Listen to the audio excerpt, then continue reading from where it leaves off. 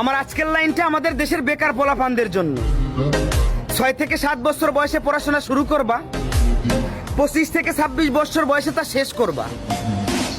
এবার মা বাবার কাছে পর্যাপ্ত পরিমাণ টাকা না থাকায়, অফিসে মামা খালু না থাকায় বছরের পর বছর ঘুরেও চাকরি মিলতেছে না। তারপর সেই বৃদ্ধ মা বাবার কাঁধে বসেই বেকারত্ব জীবন পার করবা। অন্যদিকে শখের মানুষের বিয়ে হয়ে যাচ্ছে, তার বাড়ি থেকে বলতেছে পোলায় কি করে। পোলায় এখন গ্রাজুয়েশন কমপ্লিট করে বর্তমান মা বাবার কাঁধে বসে বেকারত্ব জীবন পার করতেছে। এমন একটা ছেলের সাথে আমার মতো অভিভাবক হলেও আমি ডিরেক্ট রিজেক্ট করে দেবো, কখন আমার মেয়েকে বিয়ে দেবো না। তারপর রাস্তায় রাস্তায় স্যাড সং শুনবা আর ডেন্ডি খায় বেড়াইবা। আমি বলি কি, পড়াশোনা অনেক হয়েছে, এবার বাদ দাও।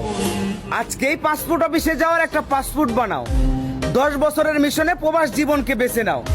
দেখবা 2 বছর যেতে কি না যেতেই তোমার বাড়িতে একটা বিল্ডিং হয়ে গেছে। 10 বছরের মিশন শেষ করতে ব্যাংকে মোটা অঙ্কের টাকাও হয়ে গেছে। তারপর বাড়িতে ফিরে এসো, দেখবা তোমার জন্য মেয়ে নয়, মেয়ের মাও রাজি হয়ে গেছে। কথাটা মাথায় রেখো।